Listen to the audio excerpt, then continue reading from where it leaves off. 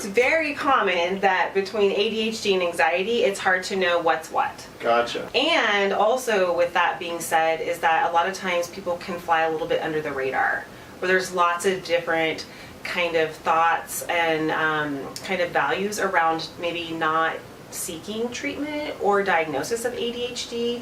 For instance, sometimes parents can be skeptical about putting their child on medications. Right, yeah. It can be lack of access to care. It could be individuals that maybe didn't get a diagnosis early on for ADHD, maybe just did kind of mediocre in school. Right. And often when individuals come in and they're like, I think I have ADHD, I can find that they can have anxiety, which presents like ADHD, but they can also have both. Yeah, so let me ask you about this. We'll talk about just kids for just a second, because as parents, both of us, this is a really interesting topic for us. So how can I differentiate between anxiety and ADHD in my child? Good question. So one thing with ADHD that you'll see is for distractibility and things that you say, hey, son, go put this dish in the sink. And they're like, okay, and they walk to the bathroom. Right. Or trying to do homework. If it's, elementary school age kids, you can kind of talk with the teachers and see how much homework they should have. It's typically not that much. Right. So 5-10 minutes of homework is taking an hour and it's still not done. Or rushing through something. Like, for instance, when my son was in elementary school, they had like an hour and a half to take like their standardized test. He did it in 10 minutes because it's just rushed through.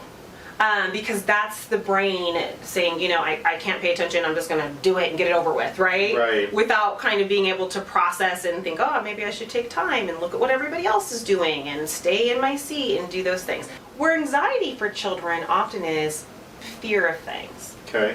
Now, it kind of makes sense, like, being afraid of the dark.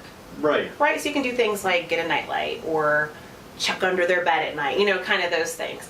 But so fearful they're crying at night, not wanting to go to bed, having almost a kind of like a panic attack, like if they have to go to school, stomach aches, headaches, in order to not have to go to a family function, go to school, things of those nature. That's more anxiety in kiddos. Does sometimes the ADHD start to trigger anxiety around homework and grades and things like that?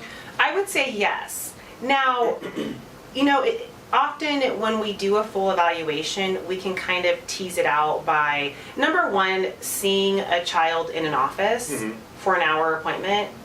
They're typically going to display their ADHD symptoms. But you will see it pretty quickly because it's always there. Okay.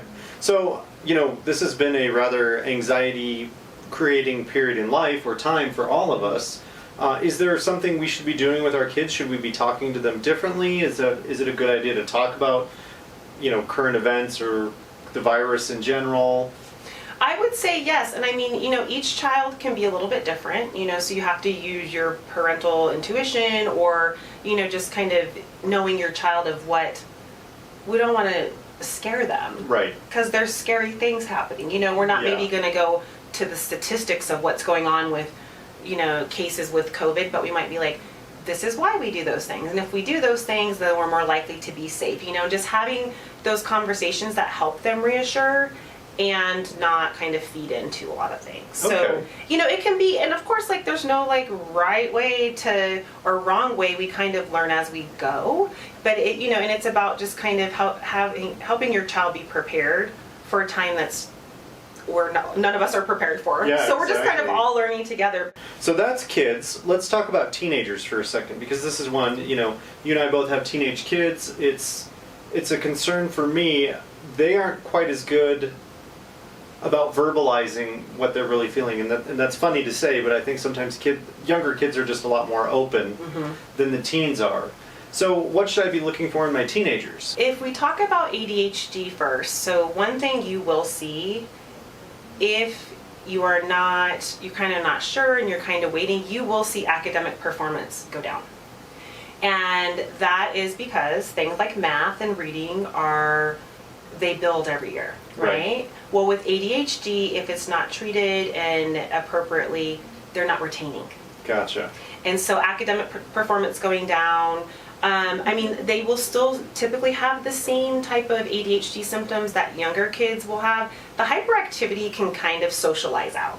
What I mean by that is that they've kind of learned they can't get out of their seat in middle school. Right. You know, Yeah. and, you know, at home there might be rules around go outside or Yes. sit down, you know, and things of that nature. So they will kind of learn how to compensate or, you know, stop doing the hyperactivity things to some degree. But again, you'll see those things go down, and then you will see comorbid anxiety and depression. Because what happens is all of us want to perform at a level of whatever we've decided. Right. Kids learn that very early on. So if they're not doing good in school, they're getting this constant reinforcement like, your grades are bad, your room is messy, you know, you're not organized, or, you know, and that can definitely affect their self-esteem, right? Right. And so then we're like, oh my goodness, we need to treat this. And if we treat ADHD appropriately and early on, we can prevent comorbid ADHD and anxiety as well. But changes in hygiene, changes in eating habits, Okay. you know, you just notice your kids looking different. Right. Like you might be like, okay, what's going on? Let's find out more. And a lot of times they don't want to talk to you about it. So it's just about kind of saying, hey, well, sometimes kids worry about this, or sometimes things go on like this, and just having those conversations, even if they're one-sided at first, because they're listening. Right. And then you kind of tell They're listening. They're listening. And you're laying the seeds and the foundation for, hey, you know, like it's normal to worry about these things, but Right. then if you feel like you can't sleep or eat or don't want to do other things, like talk to me about it. I'm here. Like we can figure out how to help you, how to support you. Right, because we're setting a lot of groundwork. This is something we talk a lot about in our house, is that these skills that they're learning now, these behaviors they're learning now, will transition with them into adult life. And so even though, you know, my kids would be horrified if I told you about our check-ins, that they say they don't like, but I think they secretly do. It's just become an important part of communication in our house. How are you doing? What do you need? You know, it's interesting where kids won't even tell you that their clothes don't fit anymore. Yeah. I think it's also, you know, important for families or friends or, you know, whoever is feeling like their support, that to understand that sometimes people reach out in times that are not convenient. Right. Right? So Ooh. my kids like to come in and tell me, you know, what's happened at 10:30 at night, and Right. I'm in bed. Right. So then I'm like, okay, this isn't really a great time, but you're doing this because you're avoiding it because you don't want to do it, but you're doing it, so let me be present. Let me see what's going on. Let me, you know, check in and let you process and just have that moment. And a lot of times with the resources that we have, like we have Safe to Tell, we have the crisis line. Now tell me about Safe to Tell, because I'm not aware of this. Safe to Tell is a phone number that they can call in, I know for sure, Cherry Creek School District. Okay. So it might be called something, I think it's probably called that in all the districts. I'm going to find that. We'll list it for as many school districts as we can. Keep an eye at the end of the video or down below. We'll put those links and phone numbers. Well, that's a great question. How long should you wait? It varies. So, I mean, even I can say for myself, like I have a biased opinion because I do this all the time. Yeah. I didn't jump to medications first for my child. Right. Because again, there's a lot of things going on for children. Yes. And not to sound old or anything, but they have a lot more to deal with than maybe once upon a time. I agree. Now There there's was a newspaper. 24-hour TV. Yep. There's social media. Social media. Now a lot of our children are doing online school. Yeah. And so that's a lot of inputs. And so, you know, it is important to see, okay, how can we maybe calm some of our environments? Especially with an ADHD child, it's again, I wasn't aware of this until really meeting a very ADHD child or having one in my own home. And now I know, really, I have a much better understanding of what I can expect from that teenager now, or how to actually engage them. And you're right, it doesn't make any sense to punish them for something that they're actually not capable of. Right, and they don't even remember. They don't even remember. And there's a really good organization called CHAD. So that's children and adults with ADHD.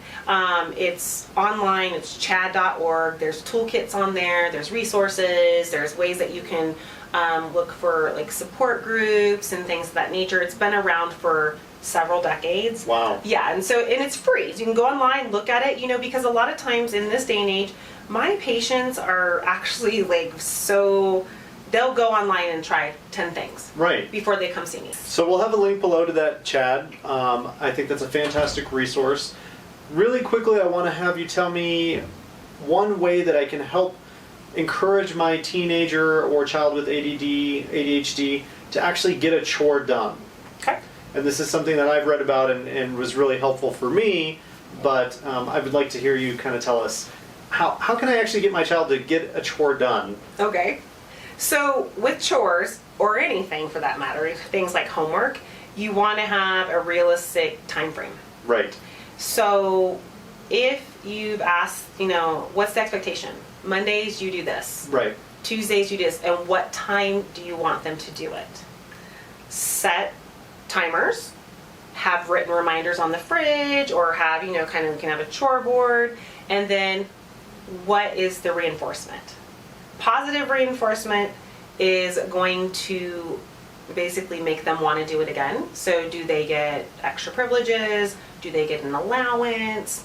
Do they get just positive affirmation, which is also fine? Right. We don't always have to have something to give. Right. And what are they working towards? And with that, what I always am talking about with my patients is that you gotta find that, that gem for your kid. Right. And that can go both ways, right? Like I think we can jump to a negative consequence quickly, right?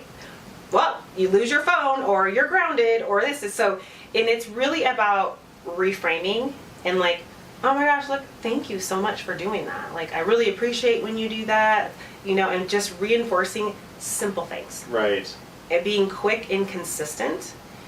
The more consistent you are, the more it reinforces things. And the more they're like, oh, this is what I do. This is what I do. Even when we treat ADHD with medications, therapy, or other modalities, we still have to help individuals develop habits, rituals, and routines. Gotcha. Consistency. Habits, rituals, routines. Positive reinforcement. Positive reinforcement.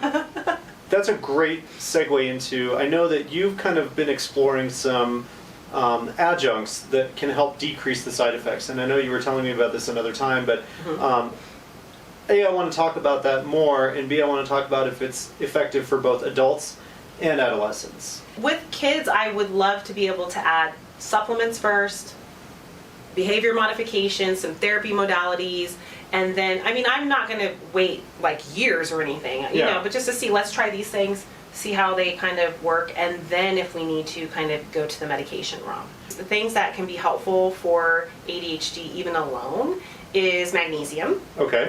And depending on your age, you can take over-the-counter magnesium twice a day, and magnesium helps your neurons in your brain communicate better.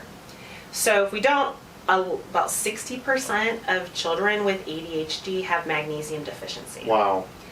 Yes, it's awesome information because That is awesome. you can add magnesium, and compared to placebo, somebody who didn't take anything, like 60% of their symptoms remit. Wow. Right, and that's great. And the other thing that magnesium helps with ADHD is that if people or kiddos have side effects, it helps decrease the side effects from the stimulant medications. There's other supplements too, which I would say schedule with your provider, talk more about these, but there's vitamin B6 can be helpful, and so can zinc. Right. So magnesium, B6, and zinc all work together for cellular health. And our brain is made of cells. Right. And that's stuff we're going to be exploring more in depth in the future. Harmony is working on a fellowship right now and some nutritional components, and we'll be talking about that a lot in the future because I think it's something that everyone here is really passionate about and really interested in. So keep an eye out for that. Absolutely. That's our whole, that's our mission, right? It is. Root cause, mind, body, spirit. Root cause. So we want to be able to offer the full realm of services. If you need medication, we have that if indicated and appropriate. We have natural remedies. We have TMS, ketamine. Right. To really just because everybody is kind of a complicated puzzle. Yes. Right? Yes, we are.